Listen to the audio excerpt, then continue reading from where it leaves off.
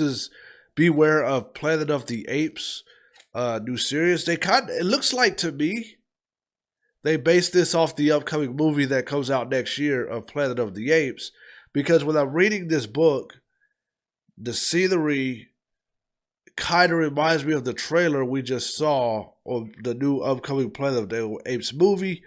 But the characters in this game have the image of the apes from the 70s. But they call this a prequel. It says all new prequel to the original film. So it's a prequel. How is this a prequel? Okay, that froze me up there, because the reason why I'm saying that is because Cornelius is in this. I got it. Actually, I got it. I know why it's a prequel. I know why it's a prequel, because what this is kind of okay. I'm getting mixed up. I gotta get my brain back with Planet of the Apes of the one from back then, because it just starts off with the humans going and finding out that they're in Planet of the Apes, right? But there's no beginning story. The beginning story started in the new series that came out, the trilogy, with and that started in just real time, regular people, real life civilization, and then everything else started to happen. Now that'd be the true prequel or the beginning or how it happened. But then the upcoming film goes to where the humans are the minorities, and they're like being mistreated and treated as, terrible people, as the apes are the ones that runs the world. So this one kind of has that going on. It's this one kind of focuses on one of the young apes gone missing, because they got themselves involved with the, I want to say, the ringleaders of the organization tribe that was a part of the ape group, and that's where this comes in, and that's what it focuses on. They're trying to find out what happened to him, because he was over there trying to help humans and he got busted.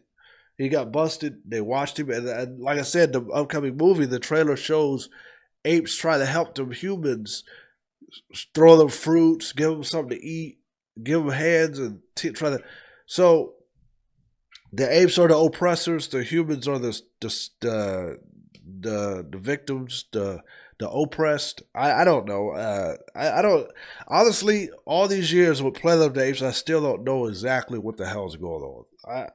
I know that apes rule the world. They treat humans like shit, and I don't know the ideal of it. I don't know if there's some type of reverse thought process to this, because when you watch like Avatar movies like that, and the humans are going up there, and the humans are the bad guys, bad people, or people try to uh, what is the word I'm looking for?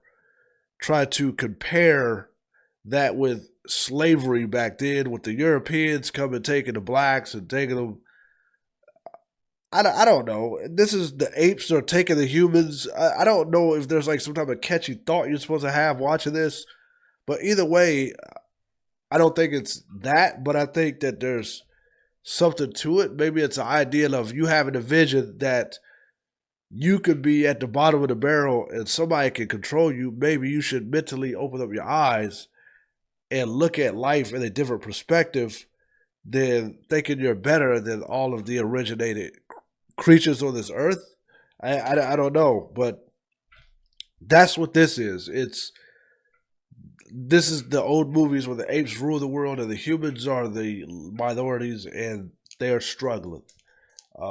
So, but with that being said, it's an interesting story, because I'm definitely looking forward to the next one. But the thing is that with this story, it doesn't have a lot going on, but it has an interesting dialogue. So yeah. Okay, so this one, I wish I would have just did my review last week, but I was so tired and exhausted and behind. This is Duke, man. Duke. Um, this is image. This is issue one with Duke. Skybound. This is part of the same Energon universe with the Transformers and Void.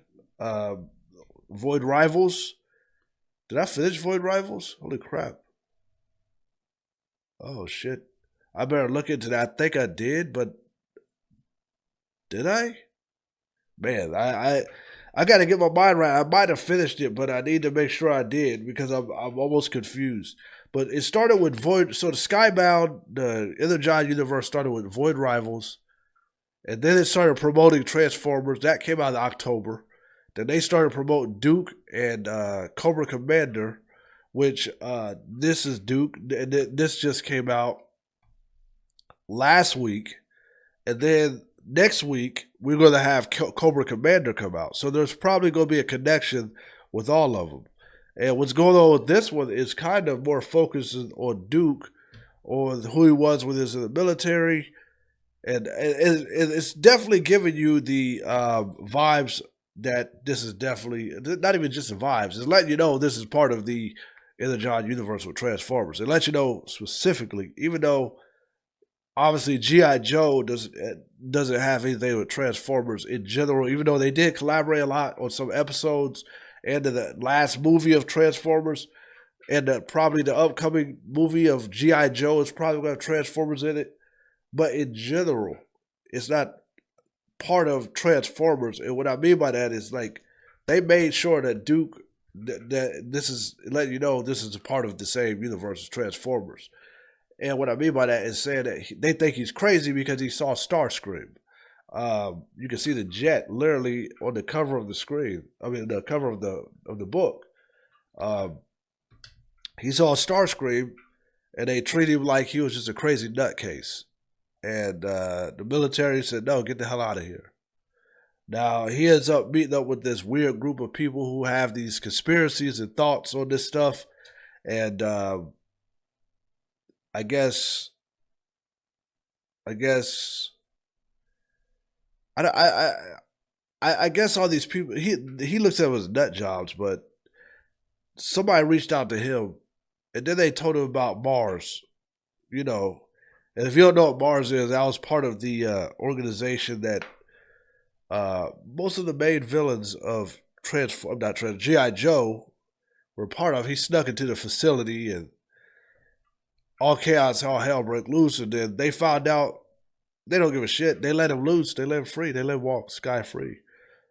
And then they retaliated because they already knew who he was. He thought they didn't know who he was. So Duke thought he was slick and thought he got away with it. So Cobra Commander and everybody else. But the Cobra Commander wasn't in this book, by the way. He had no cameo whatsoever in this book. It was the Destro. I think it was Destro. It didn't say his name, but it showed him. It showed a silhouette of Destro. So yeah, I mean it's fairly interesting because I'm trying to see where it's going. Is it's not a soft book, but it's not over the top. Just like I said with the GI Joe books I just read recently. But I think I'm locked in. I've been a nerd since I was a kid with GI Joe and Transformers, so that's part of the reason why you even see me even doing these reviews. It has nothing to do with something new. I just something I grew up to, and I really enjoy Transformers and GI Joe more Transformers so, but I did love that collaboration and the idea Hash Bros. The Skybound stuff with Image and the fact that even with the Image is cool because I've been reading a lot of Image comics. Even though I could have got it with IDW, it didn't matter. But yeah, so next week Cobra Commander, let's get it. And then there's Transformers that came out this week. It hasn't arrived yet, so I'll be getting that. Obviously that's issue 5, I believe. So yeah. So yeah, Duke, Planet of the Apes. See you in the next one.